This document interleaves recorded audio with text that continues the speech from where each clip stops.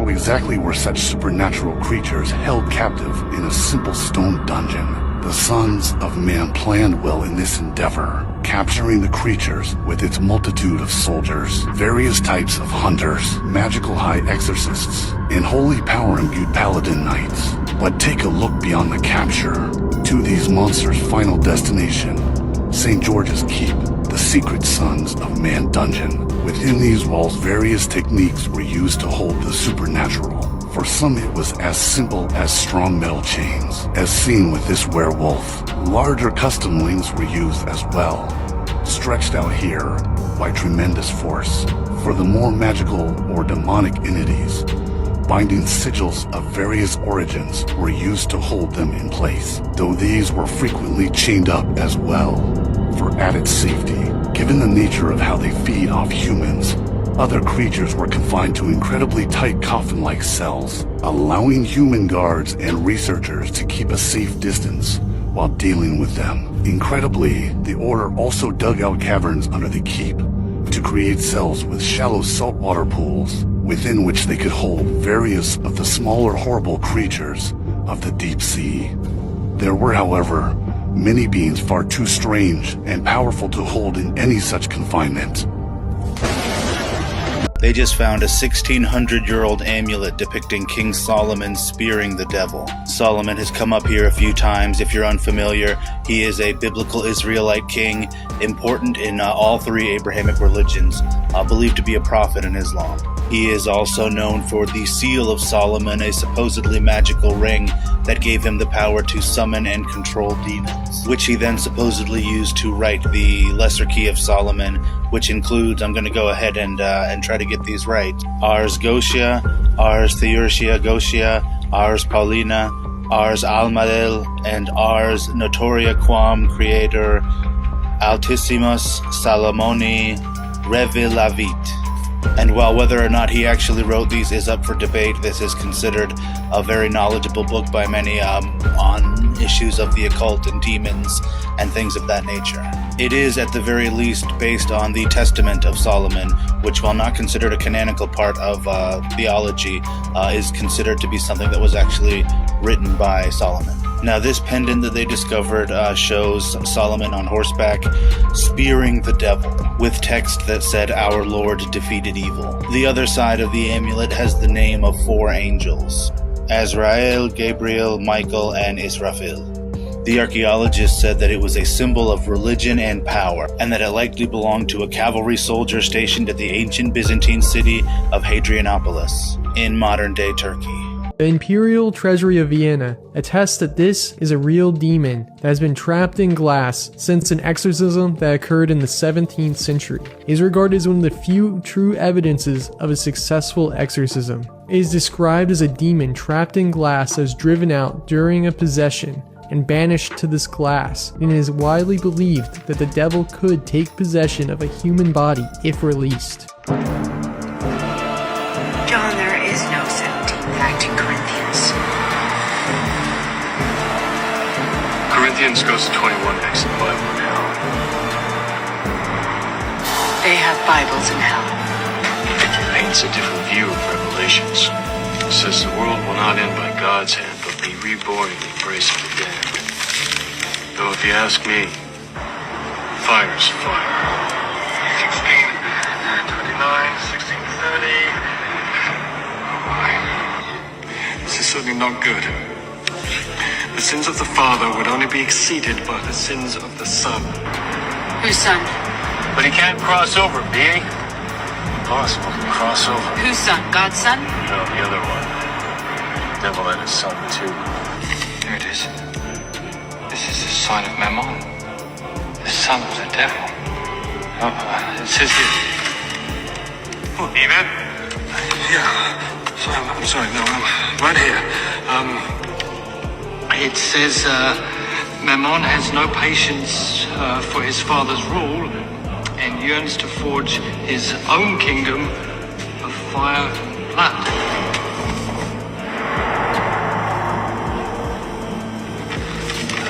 Yeah. Mammon would be the last demon we'd ever want crossing over to our plane. No, wait. I'm reading. Seems to be a loophole. always a catch. It says first, Memon would have to possess a very, very powerful psychic. Isabel. But that wouldn't be enough.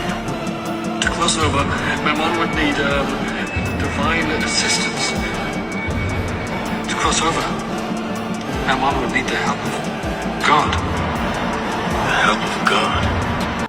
The unseen world is 10 times our world. For people not to be disturbed, but jinn are not only creatures that come and say hello to you. The jinn world means the snakes, the roaches, spiders, jinn creatures that we can't imagine, 10 times the human race. So your home is filled with these creatures. This is what gives people disease and sicknesses and difficulties. If it attaches to people, it makes them to be in pain or sickness and difficulties. What's one of the powers of the cat? They clean out these things. So the cat comes into an environment, look like he's jumping around, running around when he's a little bit more mature, but all night long he's catching things. Jinn races, many of them look like lizards, literally. And as a result, if their frequency enters into people and occupies that person, they create that barrier all around, and that's their way of masking themselves,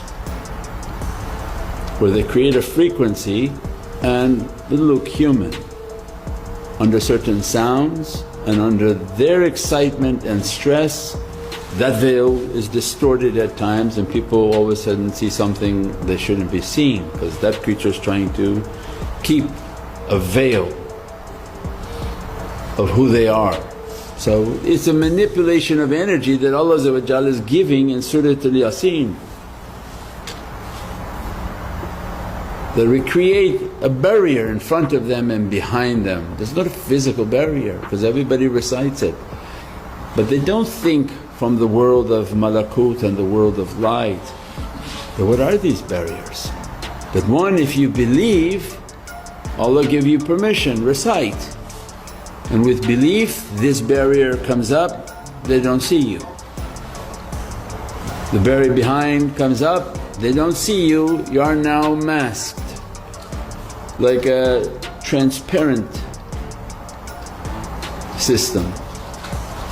You won't believe what's behind the story of these weird looking blue goggles. And this is a subject which has the least amount of search results on Google that I've ever seen for any other theory or conspiracy. So in the early 1900s, a guy named Walter Kilner, who you can't even find a picture of him on Google, developed a sort of dye from coal tar. So he took this collodion coated dye treated glass plates and put Dicenian dye, that's the thing from the coal tar, in the middle of this glass. And the story goes that with these glasses you can see outside of the normal range of visible light. All of a sudden your eyeballs can detect different wavelengths and frequencies of light. And it's said to have enabled the user to see people's auras, and you could see how strong or how weak someone's aura is, which is the electromagnetic field that we all emanate, at least normal humans do. But where this gets a little crazy, it's said that Walter Kilner, when he wore these glasses in public, not everyone had an aura. Not just a weak aura, but no aura at all. You remember the movie They Live? When he puts on glasses and he can see the aliens in the crowd that normally without the glasses just look like normal humans? Some say this movie was actually based on the events of Dicenian glass. And then of course Walter's place gets raided and all of his equipment confiscated, and this gets totally buried and no one knows anything about it to this day, except for a couple stories floating around the internet.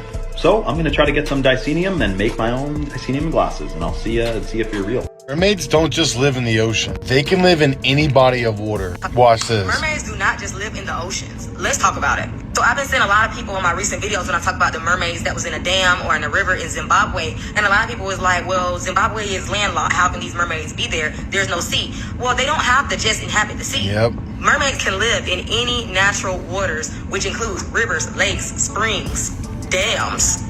If you want to be honest, I've heard more stories about these mermaids being in the river than in the sea, if you want to be honest, especially in these different African countries and Caribbean places. Like in Jamaica, they call them river monsters. Maybe that's why people and go a lot missing. of the different stories that I've heard from my followers and just people around and that I've looked into, everyone that I know is always talking about like people getting abducted by the river when they're going to wash their clothes or they're getting water and stuff like that, and the mermaids abduct them. Yeah, they are in the sea, but like I said, mermaids are everywhere. They're any natural bodies of water. No, they can't be in a man-made lake or a man-made pond or river. Anything that's a natural body of water, they can be in.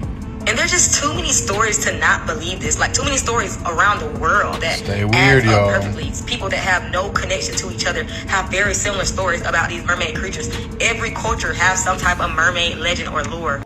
This is the Cajun folklore werewolves, the Loup-Garou or the Rougarou. Now, according to this legend, it has a human body with a wolf head. It also has razor-sharp teeth and glowing red eyes. Now, the Loup-Garou is a shapeshifter, easily transforming from a human to a wolf or perhaps another animal, just like the Navajo Indians with the shapeshifter stories. Now, they say the Garou ponders around the swamps, and it naturally lurks around the Louisiana swamps, and it howls at the moon. Now, sometimes a human can become a Garou after a voodoo queen curse, and this happens for 101 days. You can also be transformed by looking in his eyes as well. Now, rather than just scaring people, the Garou antagonizes you and psychically manipulates you and puts fear in you in order for it to draw blood and then attacks you. And when this happens, the Garou turns back into a regular human, and then it tells the attacker the real true history. Now, if the attacker shares these tales about what the Garou told them, meaning that you can't say anything that the Garou told you within a year.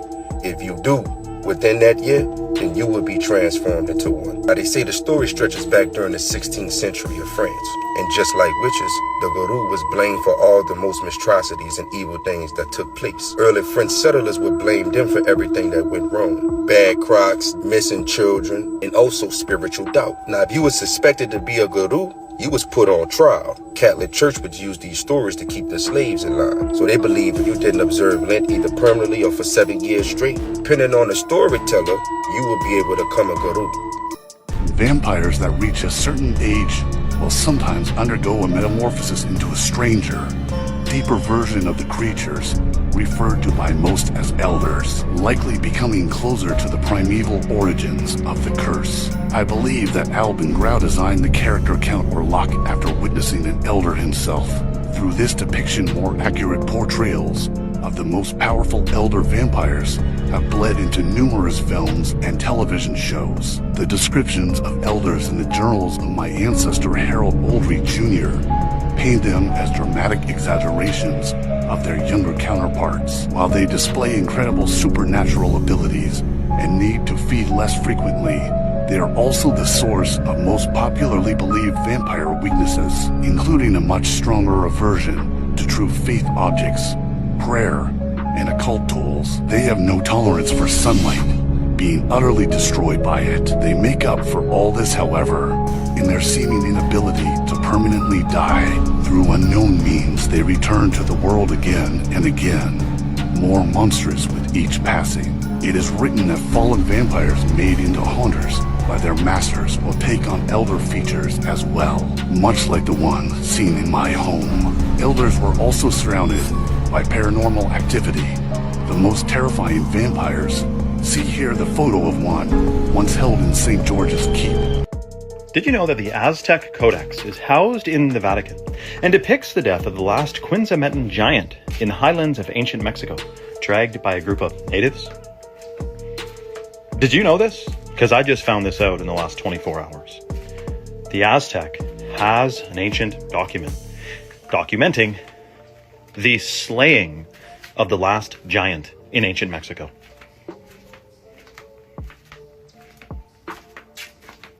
Didn't every ancient culture talk about giants? Didn't they mention giants in the Bible? Didn't they mention it in the Quran? I don't know about the Torah. We're talking giants here. Have they found bones? You may be thinking if there was giants, they would have found bones. You can ask the Smithsonian Institution about that. They have their hands in that. Islam, Shalom, Hola, Aloha, Bonjour, Osio, Assalamu Alaikum, Konnichiwa. This is your brother Zach Bay, Indigenous American Moor. Like, share, subscribe. Hit that notification bell down below so you can be notified whenever I'm dropping some new content. Leave a comment, interact with me. Thank you. I really do appreciate your viewership. Let's jump into another one. And special thanks to like the 4 subs who always watching my content. I really do appreciate that watch time, no doubt. All right, let's jump back into another one, and hopefully you enjoyed those clips at the beginning to help lay the groundwork for exactly what I'm talking about in the topic. Yeah, I want to title this one Capturing and Containing. All right, so modern day demon hunting, or demon hunting in the modern day, back at it. All right, so I've been thinking about this topic for a good while now, and I've been compiling some videos for you, and just trying to get things in, like, I guess in a format that, you know, anybody can see exactly where I'm coming from, so this can make sense to like anybody who's just seeing it for the first time. You know what I'm saying? So I'm gonna label some historical references, and also some like pop culture, or like I guess fictional references from like movies. All right, so when it comes to containing entities, whether it's spiritual entities, extra dimensional entities, whether they're demonic or whether they're actual flesh and blood living creatures, right? So there's different ways to go about this. I want to start off with one that we might all know by now. You know, I'm pretty sure we've seen it, and they've come back out in recent years with some new movies. Ghostbusters. All right, so in Ghostbusters, how did they capture these entities, these ghosts? All right, so in modern day ghost hunting, they often use certain electrical equipment like EMF detecting equipment, electromagnetic frequencies. These type of frequencies and fields are often picked up with these electronics to let people know if certain entities might be in the area, right? So it picks up electromagnetic fields, energy fields, right? That's what we're dealing with when it comes to the intangible energy fields. All right, so in Ghostbusters, they use technology to open up, it seems like, a portal to hold and contain these extra dimensional entities. They're using electronics, they're using technology to hold these beings, right? So that kind of makes sense if you connect it to like the scientific aspect, right, with the electromagnetic fields and stuff like that. All right, so that's one way of looking at it. We can potentially catch ghosts within electronics, and the other side of that would be ghosts can come out of electronics, right? If we can capture them in electronics, then they can be released from electronics. All right, that's what I'm trying to get at. Next, the ancient way, which will be the way King Solomon did it, right? I spoke about this before. King Solomon was known to be like the wisest man in history. He used sigils and seals to capture an unnumbered amount of demon in his time. These symbols and signs, they say that they look like computer, they look like motherboards, and they look like different symbols that you would find in the technological industry. So when you look at motherboards and CPUs and stuff, you see like all these combinations of like different dots and lines, cross, zigzag, stuff like that. Those same exact type of sigils, markings, symbols were also used by King Solomon to capture these entities, right? Historically. Next, I want to talk about the film 13 Ghosts. If you've ever seen the horror movie 13 Ghosts, it was like this house that someone was able to capture. It was like a collector of sorts, and he collected spiritual entities, ghosts. He was collecting these 13 ghosts that held some type of I haven't seen the movie in a long time, but each one held a certain type of significance. It was a certain energy or entity that could only be captured in a certain way or a certain area, or possessing a type of essence or energy. All right.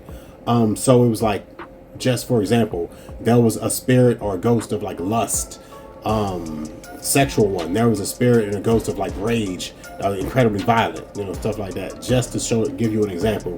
If you haven't seen that film, 13 Ghosts. All right. So how the ghosts or entities were captured in that film. They used a combination of ancient technology and modern technology, fam. That's what they use. They use ancient symbols, sigils, inscriptions and writings to bind a lot of these spiritual entities, and also they use technology, different mirrors, different type of contraptions, lasers and grids, prisms and things like that to hold and contain these entities, right? If you ever seen that film, you have to read between the lines, because the way they like to do it in Hollywood, they show us a lot of things that's going on behind the scenes, but they just like to do a little bit of that camera magic on it, to make us think that it's all fiction, that it's all fake, it's not real. All right. So that was 13 Ghosts. Use a combination of ancient and modern technology. Lastly, I want to talk about the film Constantine, all right, with Keanu Reeves. I showed a little clip at the beginning. If you've ever seen that film, at the beginning, it opens up with him doing an exorcist on a young Latina girl. She was being forcibly possessed by a demon, a soldier demon, all right? He came in, he used a full-length mirror. If you remember in the film, he used like a full-length body mirror, right? A lot of women like using these body mirrors, like these vanity mirrors, to capture their whole to capture their whole outfit, all right? If you know anything about the magic of mirrors, right? Mirrors can be a portal, a gateway to another dimension, another reality, a reverse reality, the mirror world of sorts, allegedly. All right, so Constantine used a mirror, and he also used incantations and chants in order to force and drive and exorcise that demon out of the girl into the mirror, and he kicked it out of the window and broke it and shattered it and sent it back to hell. All right, if you remember the film Constantine, that was one of the kick-ass parts of the movie when it first opened up. Very, very exciting stuff. So I went over modern technology that we can potentially capture entities with, ancient technologies, sigils and seals that we can potentially use to capture entities, combining those ancient and modern technology, and then physical, like mirrors or even bindings or chains or blessed artifacts, right? When I say blessed or even enchanted artifacts, say an example of that could be a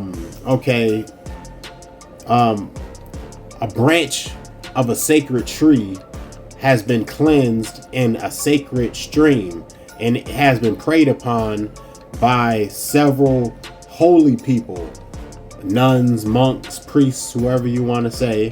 It has been prayed over by several of them, and then it also was maybe some ashes of a saint, or a bone fragment of a saint was implanted into the wood or something like that, right? That would be an example of blessing an artifact, giving an artifact or item a type of holy enchantment, right? And the opposite of that would be a cursed artifact, which pretty much the same thing can be done, but it's done in the reverse, cursing something. All right, just an example, using an image of somebody, writing their name down and writing some curses on it, spitting on it, having an animal defecate or urinate on it, then you bind it with graveyard soil, and then you bury it in the person's yard or something like that. That would be the opposite That's like cursing something, fam. That's not something I recommend doing, right? Stay away from that type of stuff. But, you know, blessing items and cursing items are types of ways and forms of enchanting them for positive or negative. All right. Now, blessed and enchanted items can be used. They can be normal physical items that can be used to potentially capture entities, demonic forces, demonic creatures or beings, or even protection. All right. Some people believe crucifixes, the hex alpha or the Star of David. Some people believe these symbols and signs can be used as like blessed artifacts to ward off evil and demons, right? Even silver is often used from like if you know the myth from disc jockeys, DJs, when they're working the turntables, so the spirits from the music that they're playing doesn't overwhelm and enchant them, right? That's why they often wear the silver chains, if you know about what disc jockeys used to do that for. So look that up if you didn't know. All right, I don't want to make this too long, but before I end it, like, share, subscribe. You know what I'm saying? Let me know how I'm doing down below. There's some interesting stuff, exciting stuff, you know, more entertainment. Before I end it, I want to talk about some American cryptids. All right, cryptids would be so-called mythical creatures or beings. All right, some of the ones that have been known to reside in the Americas. And when I speak about the Americas, I'm always referring to from down to Chile all the way up to Alaska, North, South, and Central America. All of that is America. It's all connected, fam. You can walk from literally one point to the other. All right, so some cryptids that have been allegedly or described to be in America over the years. All right, this is over tales of hundreds of years and even some more modern times. All right, here's one. It's called the Ogopogo. If you've never heard about it, it's a type of water serpent type creature.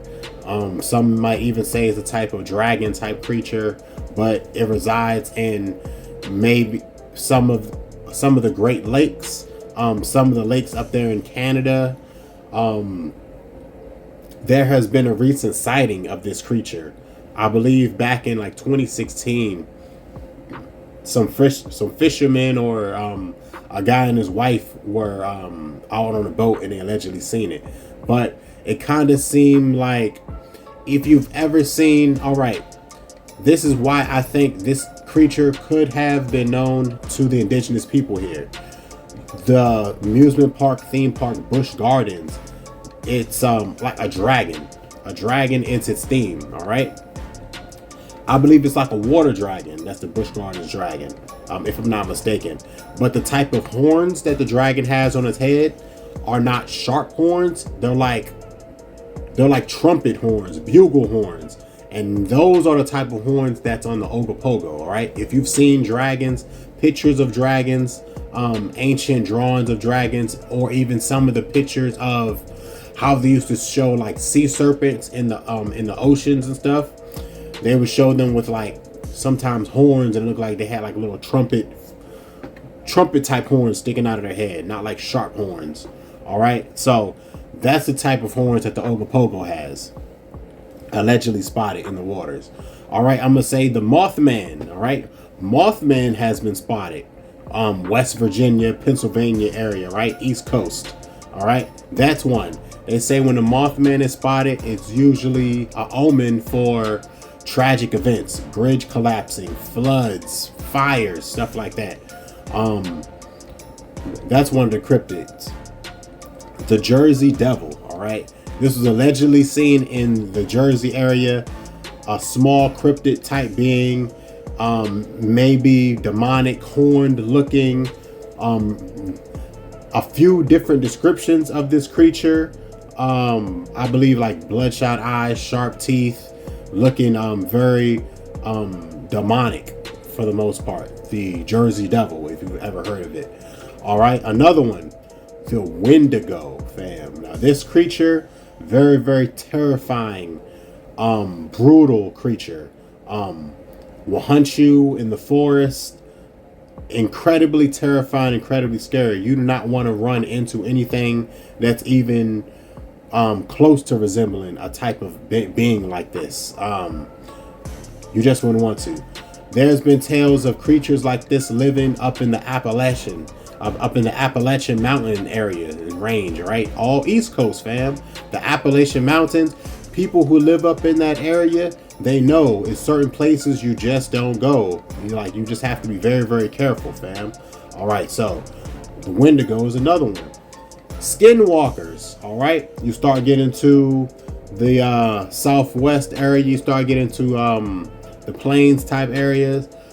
There's story about skinwalkers, right? These tales and these stories have been passed down from the ancestors for generations, right? The ancestors have been talking about skinwalkers, shapeshifters, sometimes appearing in the form of a man, sometimes appearing in the form of dogs, wolves, different animals, right?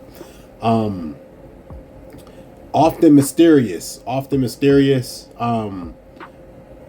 to be feared, right? So there's a story about a cryptid called the swamp ape. All right, this one I heard about just on a few occasions, but I believe it's down in like the Louisiana type swamp area, bayous, right? In the bayous and like Everglades type down like the south, where there's very, very marshy type swamp areas. They say that there's allegedly a very large slinky ape type creature that is sometimes spotted out there. I'm not gonna say that this creature could be a relative of the Sasquatch, just like the Yeti is a relative of Sasquatch. Sasquatch, Yeti, swamp ape. This could just be like a subspecies of this same species, right, of cryptid. But they say the swamp ape aren't as big and brawny as a Sasquatch or a Bigfoot would have been described. They're more lanky, more slinkier, but they're also very, very large. I would liken it to like maybe even a howler monkey. How howler monkeys scream and yell in the forest, and it's very, very terrifying for people, right? That's what would be likened to I would say this swamp ape type cryptid that people have spotted. All right, I already spoke about Sasquatch when I was speaking about this, so that's also one. Bigfoot out there in like New Mexico area, far deep west area, even down there in southwestern area, Texas, New Mexico, all the way up to Washington, Seattle type area in the Great Redwood Forest out there. That's like a very, very well-known hotspot for them, right? They've been allegedly, there's been so many videos looking for Sasquatch out there, you know, and allegedly somebody found a skull. One of these adventurers found a skull a while ago. It's still so much to be looked into. Some great footage on Sasquatch and Bigfoots and stuff, right? Another cryptid that has always been talked about for plenty of years, the Chupacabra. Smaller, blood-sucking creature, sometimes described as dog-like, hairless, sometimes saying it's deformed, maybe even demonic type sharp teeth, but known to drink blood from goats. All right, the goat sucker, sucking blood from the goats, sheep, other mammals, smaller mammals, dogs, cats, whatever. So this creature has been allegedly spotted multiple times. Still haven't gotten a very, very good description of exactly how it is, exactly what it is. Skeletal remains, all this stuff. Like, this stuff is very, very interesting, fam. Another one, duendes. These are little people, gnome, elf, goblin type creatures, perhaps, right? These little duendes are like mini small miniature humanoid creatures. Like I said, kind of like a gnome, or a small elf, a small fae type creature. Faes are like fairy sprite type creatures, any creatures with the pointed type ears that you might have seen in like folklore and stuff like that, right? But these creatures have been known even by the indigenous people for many years, moving inside near natural resources, living near water, living near stones, living under the ground, living in the forest, stuff like that. Very skittish, shy, sometimes having interactions with people, intelligent, also sometimes malevolent, but also sometimes benevolent, right? But yeah, very interesting creatures. Duendes, like gnomes, goblins. Another one, mermaids, fam. Mermaids have always been talked about here, especially in the Caribs. Cuba, Florida, all the way Gulf of Mexico, all the way into the Caribbean. Plenty of stories in Jamaica, even over to Africa and parts of the Mediterranean. There's stories of mermaids and inhabiting the waters, right? So I don't have to go too much into that one. I'm pretty sure you've heard stories of mermaids before. All right, giants. We spoke about that. Giant remains have been found. There's indigenous tales of giants. The giant red-headed cannibal giants that were chased into a cave and then burned alive by an indigenous tribe. All right, that story has been passed down. And then the skeletal remains were actually found inside of that cave by archaeologists, people who work with like the Smithsonian museums.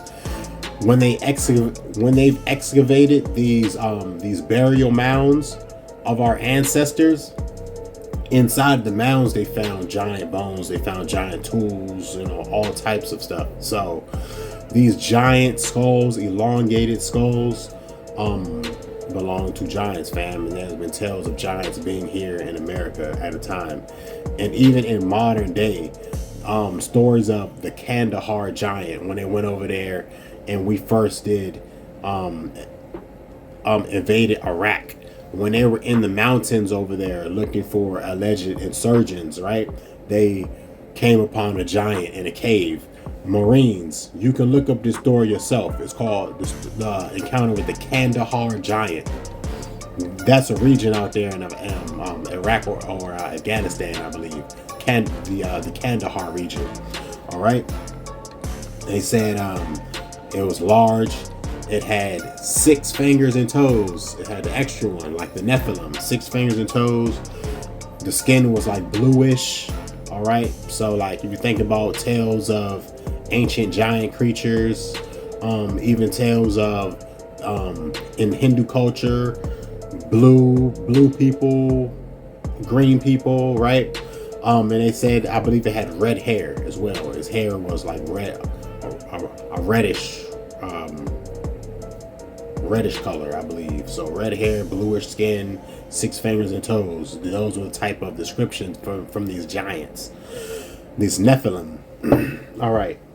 Before I close out, also vampires and werewolves. There's been stories of in the French corridor down there in Louisiana, down there in those bayous, down there in those streets, down there, Bourbon Street, way down south. Yeah, you gotta be real careful. You never know who you might run across.